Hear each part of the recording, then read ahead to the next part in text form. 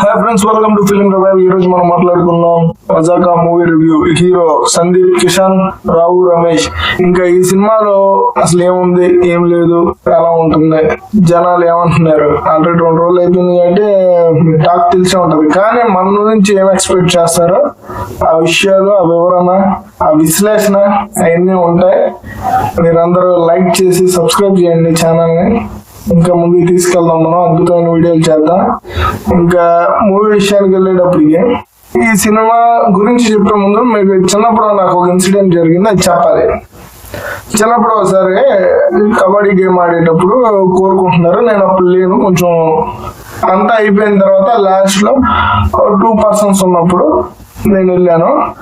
Already ఒక పర్సనే ఉన్నాడని అని ఆపితే ఇంకో 2 person కింద సెకండ్ పర్సన్ గా నేను వెళ్ళినప్పుడు అక్కడ నన్ను అడుగుతున్నారు నా వైపురా అని. అప్పుడు అక్కడ నేనేం పెద్ద ఆడగాను కాదు, నేను దిట్టంగా ఉండేవాడిని, కొంచెం ప్లస్ ఉండేవాడిని. సో ఎవరి వైపు వెళ్తే వాళ్ళకి ప్లస్. కానీ నేను అక్కడ ఆ టీమ్స్ లో ఏ టీం అయితే ప్లస్ మెజార్టీలో ఉందో వాళ్ళని చూసి అటు వెళ్దామని అనుకున్నా.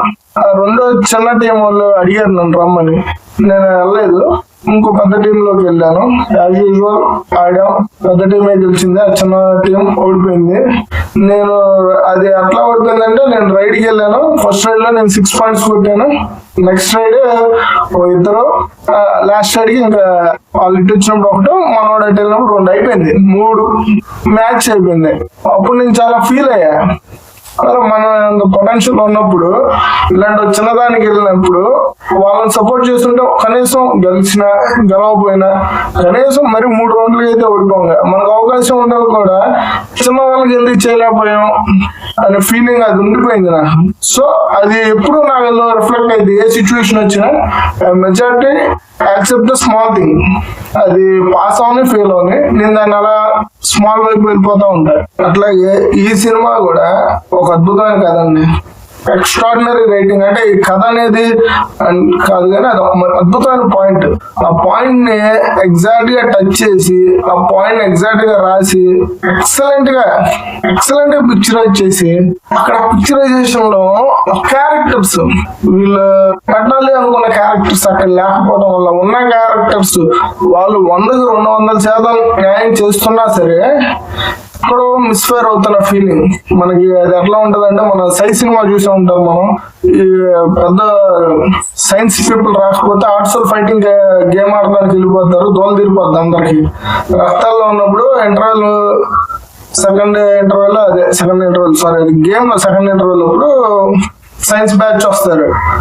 మళ్ళీ గేమ్ లోకి దట్టంగా బరువులు ఉన్నట్టు ఉంటారు వాళ్ళు వస్తారు. అప్పుడు అది అందుకుంటది. కానీ ఇందులో అలా ఉండదు. ఈ పిక్చర్ పాపం ఆయన ఫాదర్ క్యారెక్టర్ రాశారండి, సూపర్ రాశారండి. అది చిరంజీవి గారి కోసం రాశారట, ఆయన చేయలేదు. నరేష్ గారు చేయలేకపోయారని రమేష్ గారు చేయలేకపోయారని కాదండి, 100-200% చేశారు. కానీ ఆయన చేస్తుంటే ఇంకొంచెం ఎన్హాన్స్ అయ్యేది, ఇంకొంచెం పెద్ద హిట్, 150-200 కోట్లు కలెక్ట్ చేసేది, ఒక మంచి సినిమా చూసిన ఫీల్ ఉండేది. ఆ రాసిన వాడికి ఒక అద్భుతమైన విజయం ఉండేది, చేసిన వాళ్ళకి అందరికి. సందీప్ కిషన్ సూపర్.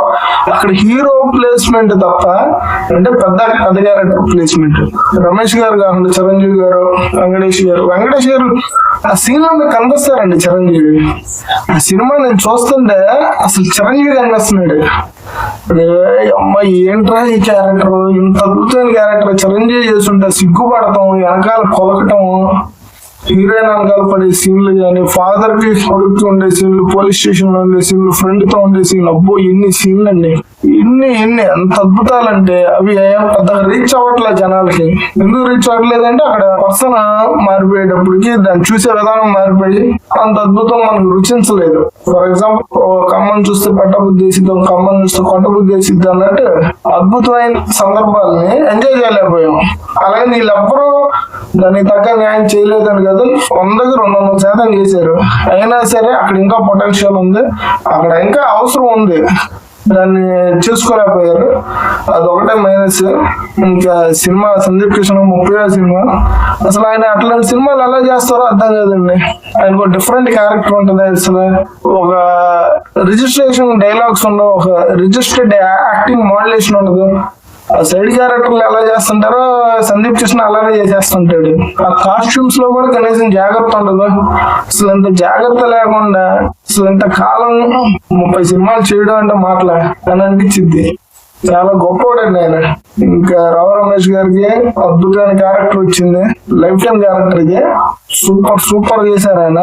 చాలా స్లిమ్ అయ్యారు, గ్లామర్ పెంచారు, చాలా బాగా చేశారండి. ఇంకా మన్మధుడు హీరోయిన్ ఉన్నారు, సూపర్. ఆవిడ కూడా ఇంకా హీరోయిన్ ఉన్నారు, ఆవిడ చేస్తారు. ఆవిడ ఎప్పుడు అలానే చేస్తారు.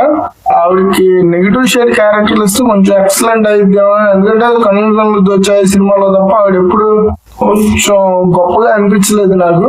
చూద్దాం మరి నెక్స్ట్. ఇంకా రైటింగ్ అదిరిపోయిందండి, డైరెక్షన్ అదిరిపోయింది. ఇంకా అసలు సినిమా పిచ్చి పీక్స్ లో ఉంటది, కానీ లోటు కనబడుతూ ఉంటుంది. అరే ఎంత అద్భుతం మనోడు చేస్తుంటే అవ్వట్లేదు.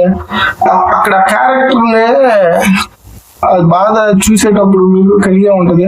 వాళ్ళు చూడకపోయినా చూడండి, అది ఎంత ఎంజాయ్ చేస్తున్నా ఒక చిన్నపాటి లోటు అయితే తెలుస్తూ ఉంటది.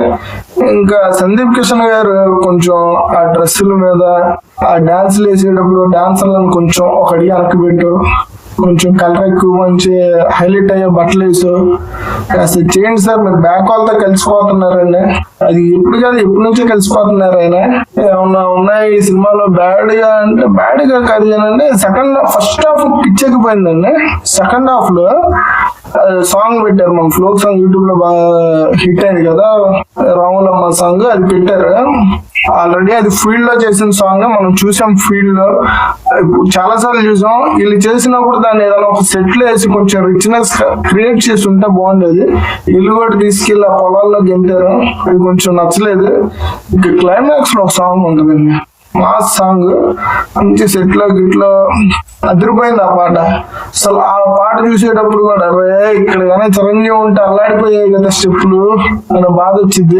అంటే అయిపోయింది ఇక దీని గురించి కాకపోతే ఇలాంటి ఇంకో ముందు వస్తూ ఉంటాయండి, మంచి మంచి స్క్రిప్ట్స్ వస్తూ ఉంటాయి.